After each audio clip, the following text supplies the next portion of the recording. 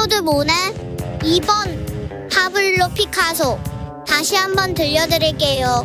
1번 클로드 모네, 2번 파블로 피카소. 샵 9730 짧은 문자 50원, 긴 문자는 100원입니다. 지금부터 정답 보내주시는 분들 중 추첨을 통해 햄버거 쿠폰 드리겠습니다. 주진우 라이브 돌발 퀴즈 내일 또 만나요.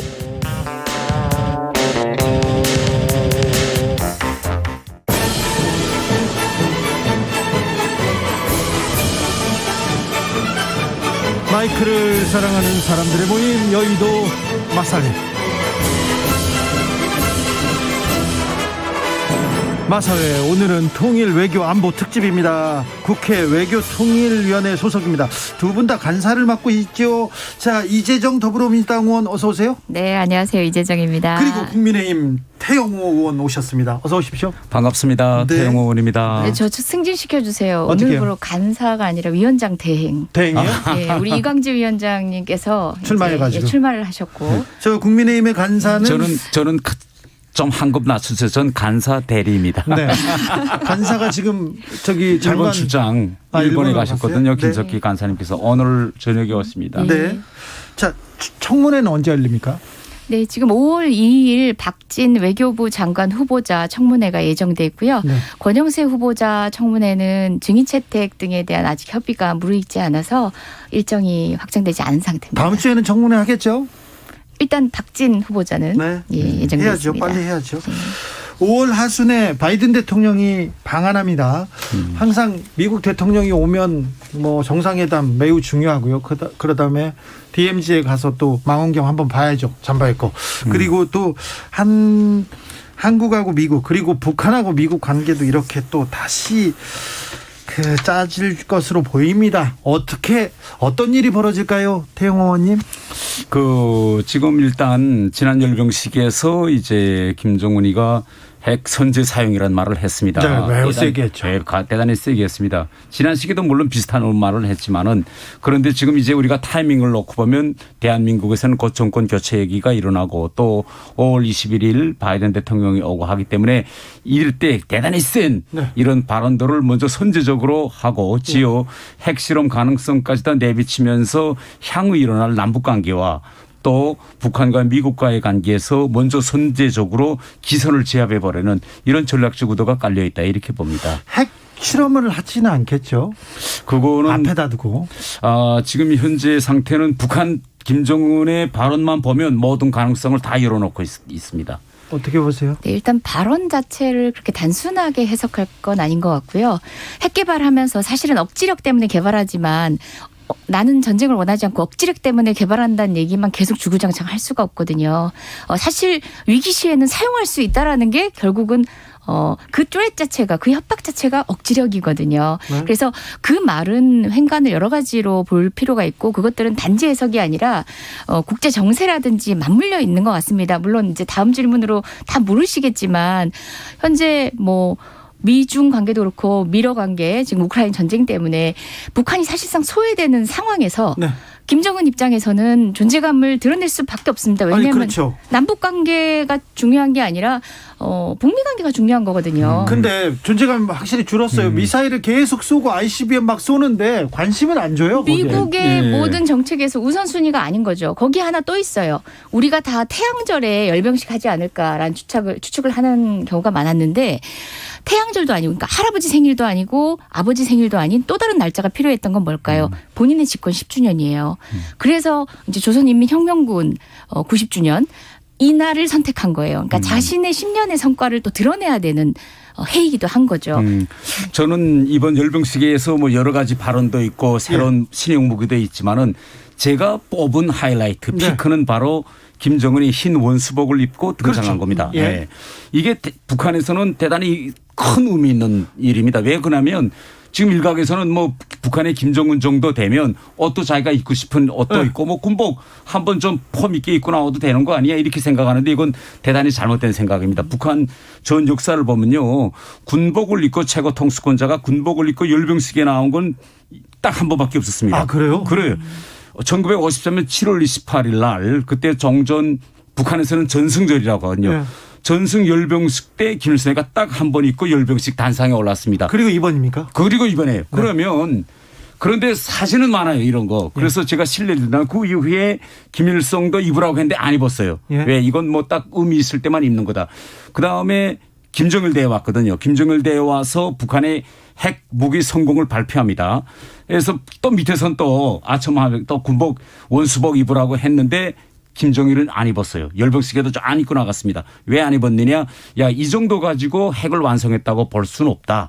그래서 안 입고 있다가 사망했습니다. 네. 사망한 이후에 김정은이가 2012년에 이제 북한군 소위 최고사령관으로 됐는데 그때 원수 친구를 수여하면서 입고 나가라고 했는데 아직 핵이 완성 안 됐으니 입을 수 없다 했는데 2017년 11월 달에 김정은은 자기 입으로 핵을 완성했다고 선포했습니다. 예. 그러면 원수복을 입고 나가야죠. 그럴 때도 안 나갔어요.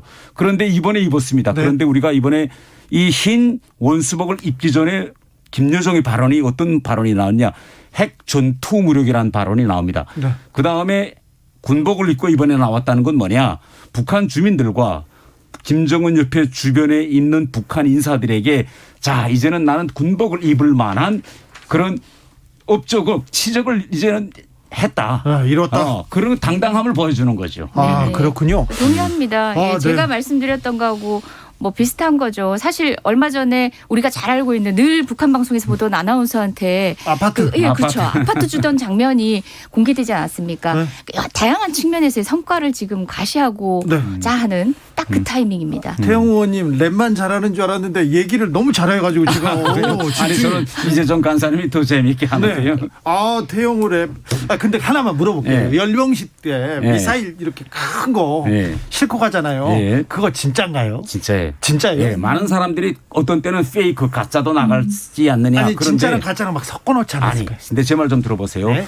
북한은 최고 지도자에 대한 우상화를 통해서만 유지될 수 있는 시스템입니다. 예. 그런데 만약 여기에 가짜를 넣는다 하면 본인이었는 게 아니라 누군가 만들어였겠죠. 지금 예. 저 많은 인력이 동원돼서 만들어요. 그렇죠. 그 사람들이 다 알 거잖아요. 이건 가짜다. 그러면 아 우리 최고 지도자는 이렇게 가짜도 사기도 치누나라는 순간에 이 우상화 시스템은 무너집니다. 아무리 통제된 사회라도 비밀이 보장될 수는 없으니까. 그렇죠. 그래서 진짜를 놓고는. 그렇죠. 그래서 일부 사람들이 말하는 것처럼 아 저건 페이크다 가짜다. 이거는 북한 체제상 있을 수 없는 아우 일입니다. 궁금했어요. 아니 토론을 하러 와야 되는데 제가 열심히 듣고 있습니다. 좀 재밌었습니다. 하나만 더요. 그리고 그 미사일 밑에 네. 미사일을 실은 엄청나게 큰 트럭 있잖아요. 바퀴 예. 진짜 한 예. 30개씩 달린 트럭. 예, 예. 그 트럭은 어디서 가져온 거예요? 그 원체는 중국에서 네. 그 큰 통나무, 네. 그 목재 운반용 차량입니다. 아 그래요? 네, 그 대목재. 그런데 그걸 들여다가 그걸 더 크게 확장한 거죠. 아 만든 네. 거군요. 개조해서. 알겠습니다. 네. 네, 궁금증 하나 풀렸습니다. 1030님께서 바이든 트럼프처럼 김정은이 만나라 이렇게 얘기하는데 어떻게 보십니까? 지금 바이든 대통령은 트럼프 대통령과는 대단히 다른 접근법으로 대단히 신중한 접근법으로 가고 있습니다. 네. 그래서 트럼프 때는 톱다운 일단 만나서 해보자 이건데 바이든 대통령의 경우에는 톱다운이 아니라 밑에서부터 만날 수 있는 환경이 조성된 다음에 나간다. 네. 이렇게 이야기하기 때문에 바이든 대통령이 트럼프 대통령처럼 톱다운 방식으로 일단 만나보자 이런 방식으로는 갈 것 같지 않습니다. 네, 근데 바이든 대통령이 사실상 오바마 당시에 전략적 인내에 공감하고 있었던 사람이고 같이 책임 있는 사람이라는 그렇죠. 입장에서는 그때를 재현할 거라고 기대하는 분들은 많지만 사실은 그 바이든의 보좌관이었던 프랭크 자누치가 누차 얘기하기를 전략적 인내의 성과에 대해서 그 일군들이 다들 부정적입니다. 그때 당시가 이명박 박근혜 정부하고 맞물려 가지고 4번의 핵실험이 있었지 않습니까? 네. 전략적 인내는 실패다라고 스스로 자평하고 있는데 그래서 뭐 다양한 방식의 예측이 됐었는데 이게 국제 정세하고 맞물린 겁니다. 북한을 위주로 생각할 수 없는 미국 상황이 생긴 거죠. 중국과의 대치 국면에 또 러시아하고까지 감당을 해야 되는 상황이 돼버렸고 이 상황에서 북한 문제는 후차적으로 밀리는 바람에 본의 아니게 전략적 인내를 하는 것처럼 보이는 겁니다. 예, 저는 분명히 지금 미 국무부에 들어가 있는 이제 국가안보, 그러니까 국제안보 그리고 군축 담당하고 있는 보니 젠키스라는 분이 굉장히 CTR이라고 해서요. 소위 말하는 점진적 접근법입니다. 보상을 해주고 조금씩 감축을 해나가는 데 대한 굉장한 전문가거든요. 네.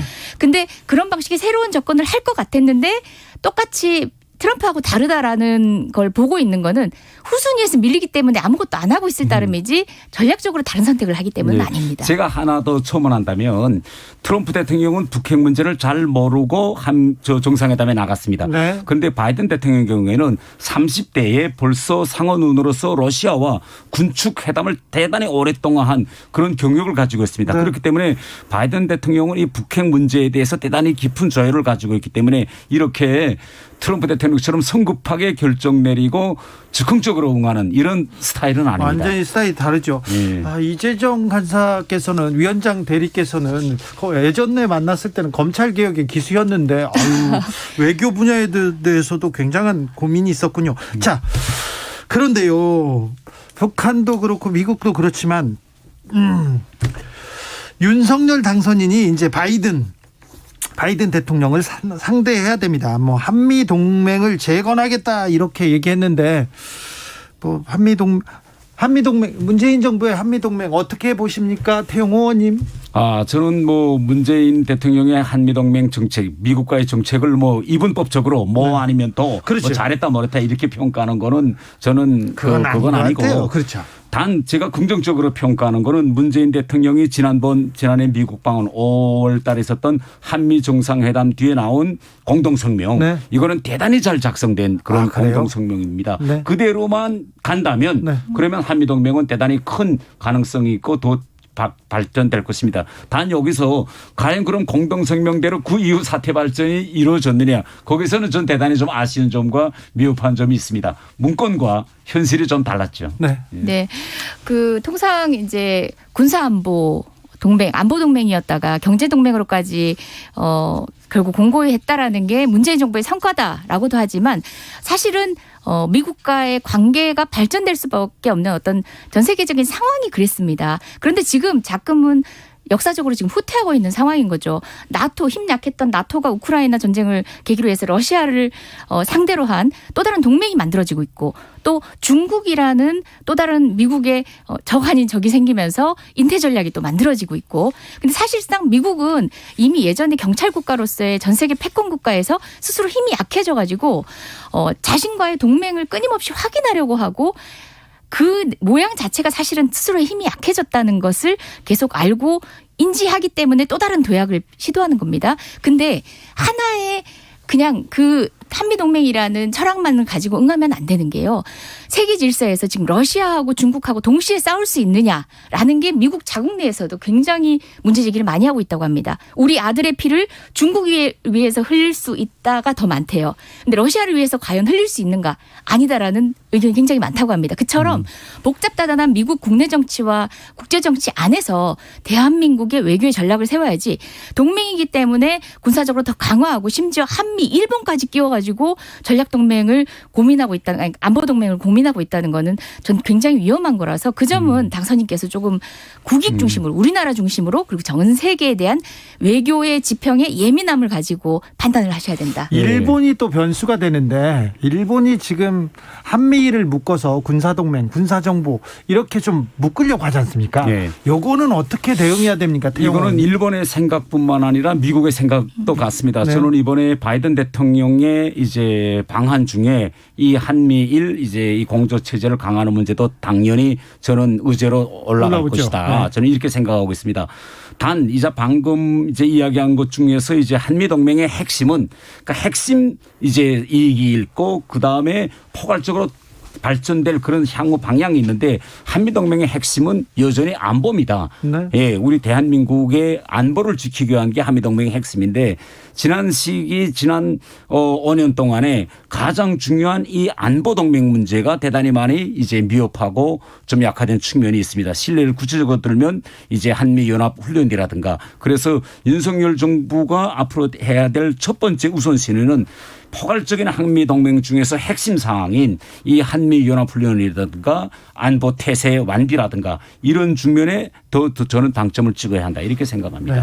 네. 북한이 그 한국을요 군사력으로 능가하지는 못하고 있지 않습니까? 핵을 가졌지만 재래식 무력에서는 개임이 안 되죠. 이제. 그렇죠. 우리가 훨씬 뭐 대단히 우월한 그렇죠. 상태에 우리가 있습니다. 6대 군사대국이고 예. 북한이 뭐 굳이 순위로 말한다면 거의 30위권 가까이 되거든요. 북한 네. 자체도 재래식 무력은 이제 손 놨습니다. 네. 이건 절대 안 된다. 네. 예. 그래서 핵에 더 집착하는 겁니다. 3030님께서 우리도 핵을 가져야 하나요? 걱정스럽습니다. 이렇게 물어봅니다.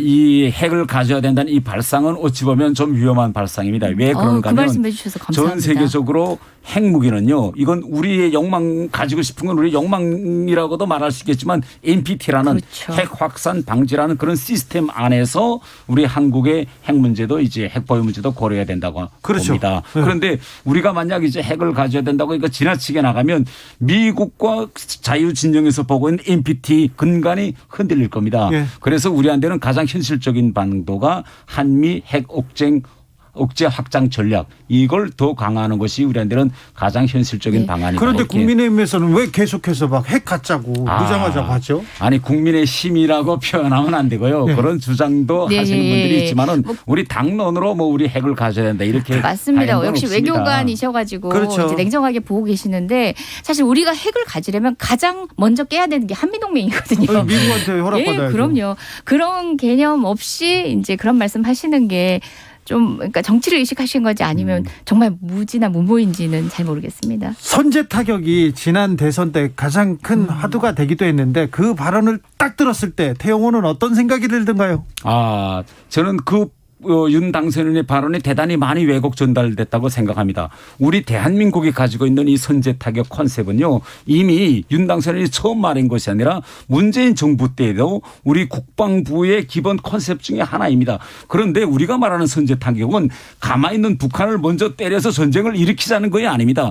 전쟁이 진행되는 와중에 우리가 이 최후 수단을 쓰지 않으면 안 될 상황 때 우리가 남겨놓고 있는 최후 수단인 거죠. 그런데 많은 분들이 마치 우리가 선제 타격으로 전쟁을 개시하는 이런 수단으로 이야기하는 건요. 그거는 전쟁과 평화에 대한 올바른 그런 개념에서 보는 그런 시각이 아니다. 저는 이렇게 말하고 싶습니다. 외교를 하셨으니까 알잖아요. 뭐 실무 단위에서 할 얘기와 그리고 또 이제 각각의 처한 입장에서 할 얘기, 누구 앞에서 하느냐, 어떤 방식으로 어떤 단어를 쓰느냐가 굉장히 중요한데 그 어떤 나라에서도 국가 원수 자격이 있는 사람 또는 국가 원수가 되려고 하는 자가 함부로 표현하지 않는 겁니다. 킬체인이든 선제 타격이든 이런 얘기는 언급하지 않는 거죠. 맞습니다. 국방의 모든 전략과 전술 안에는 다양한 것들이 있습니다. 더 흉측한 것도 있겠죠. 하지만 그것을 대통령이 언급한 대통령의 되려는 후보자가 언급하는 것은 그 파장이 실제 현재 외교에까지도 그리고 또 현재 정세에 영향을 미친다는 측면에서 과연 대통령이 되려는 준비가 되신 분이 맞는가라는 비판을 한 저는 겁니다. 좀 생각을 달리하는데요. 저는 그때 질의의 그 상황을 거두절미하고 그 선제 타격이란 네 글자만 그 주변에서 이야기하는 건 부적절하다 이렇게 생각하는데 그때 당시 질의는 이렇게 되어 있습니다. 북한이 핵으로 우리를 공격하려고 할 때 어떻게 하시겠냐. 결국은 이거는 대통령 당선인이라고 해도 이걸 우리가 묵과한 경우에는 우리 대한민국은 결국은 정체성, 존재 자체가 공멸하는 겁니다. 네. 그렇기 때문에 여기에 대해서 명명백백하게 우리한테는 이런 최후도 수단이 있다. 국회의원 후보자였으면 그렇게 해도 되는데 제가 대통령 후보였더라도 저는 다른 말로 그럼 어떻게 그런 질문에 답변하시겠어요? 맞닥뜨리더라도 다른 말로 공격한다. 했을 것 같습니다. 아무튼 예. 윤석열 그 후보자의 얘기는 이해가 안 됐는데 태영호 의원님 얘기는 그러네요. 이해가 돼요. 설명 잘 하셨어요. 자, 군사력 차이가 북한과 남 차이가 큽니다. 큰 정도가 아니죠. 이제는 완전히 기울었죠. 그렇죠. 아예 예. 상대가 안 되죠. 예. 그러면 북한이 먼저 도발하지는 않을 것 같아요. 그거 무서워하죠. 아주 중요한 질문인데 북한은 이렇게 생각합니다. 실제 북한은 어떻게 생각하는가 하면 북한 혼자 힘으로서는 불가능하다는 걸 다 알고 있어요. 네. 더군다나 한미동맹이 있고 주한미군이 있는 한 이것은 가능한 일이 아니다는 건 알고 있는데 네. 하나의 변수가 있습니다. 북한은요. 일단 이를 저지르고 중국과 러시아의 지원을 받는다면 가능할 수도 있다. 이겁니다. 실제. 그런데 예. 제가 북한 분들 만나보고 취재해 본 바에 의하면 네. 남쪽에서 북을 어떻게 침공하거나 이렇게 공격하지 않을까 그걸 두려워하지 먼저 평화를 깨는 일은 없다. 북한 사람들도 얘기해요. 그건 잘못 북한의 우리가 군사력 그다음에 이거 할 때는 항상 어떻게 되어 있는가 하면 공격, 방어, 반공격 이게 모든 국가들의 이제 컨셉입니다. 그런데 북한의 군사력의 컨셉은 공격형입니다. 북한은 방어 능력이 거의 없습니다. 그렇기 때문에 북한이 뭐 우리 한국이나 미국이 공격할 경우 어떻게 대응할 것인가 이건 거의나 맞지 그 않습니다. 도발이라는 것을 어떻게 정의하느냐에 따른 건데 사실 ICBM 발사라든지 또 핵실험도 사실은 우린 도발의 범죄에 넣지 않습니까? 근데 아까 우리 진행자께서 하신 정도의 얘기는 정말 전쟁 발발을 이제 그런 상호 간에 그런 접전이 있을 걸 전제로 한 발언인 것 같은데 뭐 그런 얘기까지 지금 이 테이블에 살 필요는 없는 것 같고요. 다만 그런 핵실험이라든지 뭐 ICBM 발사 등 같은 도발들은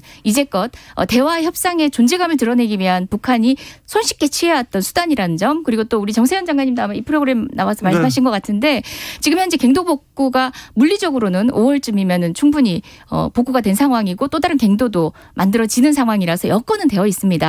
아니 중국에 밀리고 러시아에 밀리고 우크라이나 사태에 우리는 시선 바뀌다. 미국에서 우리는 더 이상 정책적 우선순위에 있지 않다라는 사실 자체가 북한으로서는 굉장히 조급할 겁니다. 제재가 계속되고 있는 상황에서 그렇기 때문에 도발은 충분히 일어날 수 있다. 그런 방식의 도발은. 윤석열 당선인의 외교에 대한 생각, 통일에 대한 생각은 어떻다고 느껴지던가요, 태영 의원님? 그 한마디로 압축한다면 저는 대단히 실용적이고 현실적이다. 저는 이렇게 생각합니다. 제가 윤석열 당선인과 통일 문제 또 남북 정상회담이라든가 북한의 도발 상황에서 어떻게 대응 문제를 직접 얘기해 봤습니다. 제가 이렇게 구체적으로 질의해 봤어요. 남북 정상회담 하시겠습니까? 하니까 윤석열 당선인이 예. 그런데 한다면 판문점에서 하겠습니다. 이렇게 이야기하시더라고. 그다음에 북한이 왜 판문점이랍니까? 저는 그 말을 들으면서 지난 진보 정권 때는 북한으로 갔으니 이번에 하더라도 먼저 내가 평양에 가는 건 없다. 판문점에서 왜 이번에 김정은이가 올 차례이기 때문에 그래서 일단 판문점에서 하겠다 이렇게 생각했고 꼭 성사됐으면 좋겠습니다. 그다음에 연평도와 같은 그런 구체적인 도발이 있었을 때 어떻게 하기 이거 대단히 통수권자로서 중요한 이럴 때 이미 원칙대로 교전 수칙대로 하라고 지시하겠다 이렇게 말씀하시더라고요. 우리 당이든 국민의힘이든 이제 후보자들이 늘 강조했던 게 실용외교고 실리를 추구하는 국익 중심의 외교였거든요. 근데 이제 해법들에는 굉장히 많이 달랐어요. 근데 저는 이스라엘만 한번 떠올려봐도 좋습니다. 이스라엘 지금 러시아에 대한 제재에 동참하지 않았습니다. 그리고 뿐만 아니라 대중국과 관련해 가지고도 미국이 여러 차례 요구를 하지만 중국하고 가장 결연돼 있습니다. 특히 우크라이나 전쟁 당시를 떠올려 보면요. 그 총리가 제일 먼저 러시아로 3월 12일인가요? 달려갔습니다. 심지어 안식일에는 비행기를 타지 않는 게 유대인들의 율법입니다. 그럼에도 불구하고 러시아에 가서 우크라이나와의 중재를 위해서 나서게 됐습니다. 저는 실용외고 실리외교라고 한다면 그 정도는 돼야 된다는 거. 정말 국익 중심의 외교를 우리 윤석열 당선인께서 하셨습니다. 중요하죠. 도발하면 막 버르장머리 고치겠다. 그 버르장머리 고치겠다 이런 얘기는 하라고 하지 마세요. 좀 못하게 하세요. 아니 저는요 전 이렇게 생각합니다. 우리 문재인 대통령 시기에 사실 말하면 김정은에게 정말 대화를 하자고 정말 대단히 성의도 보였고 잘해줬다고 생각. 그럼에도 불구하고 되돌아온 거는 제가 이 자리에서 차마 입에다 옮기기 어려운 그런 진짜 대단히 저질한 이런 표현들로서 우리 국가 원수인 문재인 대통령에게 했습니다. 그런데도 불구하고 문재인 대통령께서는 꾹 참고 가만히 있었는데 저는 이렇게 생각합니다. 애가 뭘 잘못했다 할 때는 원칙적으로 이건 잘못된 거라고 저 당당히 얘기해야 버릇을 가르쳐 줄 수 있는데 그런 말도 안 하고 그저 좋은 선의의 마음 좋은 이웃집 아저씨 모습을 계속 보이면요. 그러면 애가 바뀌어줄 수가 없어요. 그래서 저는 이렇게 진짜 도를 넘었을 때는 앞으로 윤석열 대통령도 정정당당히 잘못된 건 잘못했다고 콕 찍어서 저는 이해하게 된다. 저는 이렇게 생각합니다. 알겠습니다. 박진 외교부 장관 후보자입니다. 청문회를 통과하겠지만 자 윤석열 정부의 외교 라인 박진 외교부 장관 어떻게 보십니까? 그간의 행보를 보면 앞으로 미래가 보일 것 같은데요. 먼저 이재정. 네, 일단 지금 장관 후보자들 모든 검증에서 대체적으로 나오고 있는 게 한덕수 총리의 그런 로펌 자문 같은 사실상 정관 이지 않는가? 소위 비수기, 정치 비수기에 그와 같이 결련돼서 그냥 단순한 용돈 정도가 아니라 일반인들이 정말 집 사고도 남을 정도의 금액들을 수령하시는 모습들이 모든 장관들한테서 거의 다 보이고 있습니다. 사실 권영세 우리 통일부 장관 후보자도 마찬가지고 네. 박진 장관 후보자도 마찬가지거든요. 그 지점들은 어떻게 한결같고 일관됐는지 모르겠습니다. 그런 지점들 좀 극복하고 넘어서셔야 될 것 같고요. 무엇보다 이제 저는 그런 개별적인 검증도 검증이지만 너무나 중차된 한반도에 전쟁이 일어나지 않는 게 사실은 가장 큰 외교고 비핵화라는 것보다 결과론적으로 전쟁이 일어나지 않는 그 상황 자체가 가장 절박한 문제이기 때문에 그에 대한 박진 후보자의 그간의 의회에서의 경험들 그리고 또 생각보다 그러니까 말씀은 또 정치적으로 필요하셔서 하시지만 굉장히 또 이제 점잖게 조율하는 입장에 쓰실 때도 있습니다. 좀 차분하게 예전과는 다른 현재 한반도 정세를 좀 인지하셔가지고 좀 현명하게 국익 중심의 외교, 아까 얘기했던 실용적 외교를 구현하셨으면 좋겠습니다. 특히 권영세 후보자님 얘기 하나만 해도 될까요? 네. 지금 말씀하시길 남북 관계가 정권이 바뀔 때마다 이제 정말 호떡 뒤집어지잖아요. 북한도 이제 남한을 어떻게 신뢰를 합니까? 그래서 후퇴하지 않을 수 있는 여야가 공이 정말 리버스하지 않는 그런 공고한 체계를 국회가 좀 쌓아가면서 권영세 후보자가 그런 얘기했거든요. 그런 정책들을 만들어갈 필요가 있다라고 했는데 적극 돕겠습니다. 박진 후보자 너무 좀 친미적이지 않나, 너무 좀 올드한 생각을 가지고 있냐, 이런 생각도 조금 하는 사람들이 있거든요. 저는 전혀 생각을 달리하고 있는데요. 이제 문재인 정부 출범 때와 윤석열 정부 출범 때 이 외교 그다음에 통일의 다른 것은 지금 윤석열 당선인은 출범 시작부터 대단히 우리 당에서 다선이고 중진 의원들을 외교와 통일이라는 두 전선에 지금 이제 배치했습니다.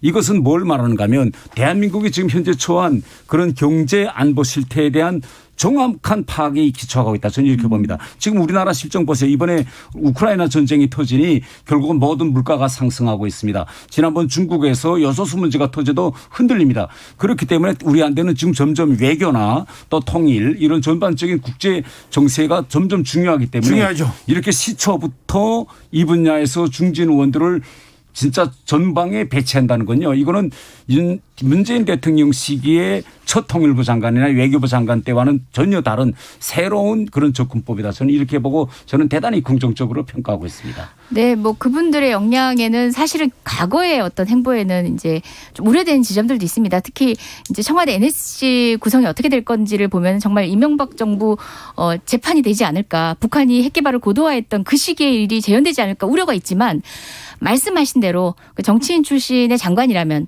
사실 의도는 제가 생각하기엔 첫 조각 때 그래도 정치인 출신 장관들이 청문회를 넘어서기 쉬우니까 그런 점도 고려하지 않았을까 생각은 하는데 그걸 넘어서서 그분들이 조금 정말 유연하게 과거의 보수 정부의 어떤 정책을 정말 관성적으로 가져오지 마시고 말씀하신 대로 지금의 현재 여건에 맞는 방식으로 플렉서블하게 가치를 실현하실 수 있는 그런 분이 되길 저도 기대합니다. 물론 청문회를 넘어서야 합니다. 일단 믿고 좀 저희들과 협력해 주시죠. 네, 청문회를 넘어서야 합니다.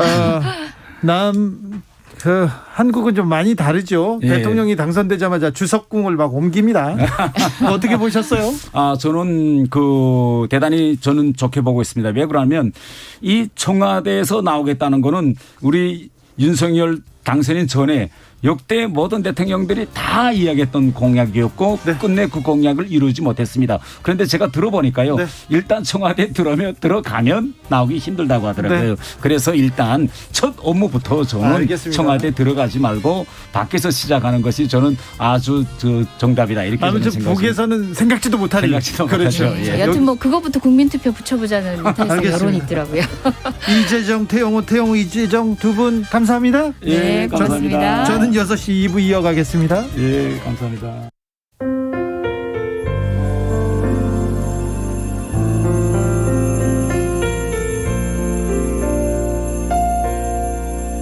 KBS 라디오 연중기획 희망충전 대한민국 401은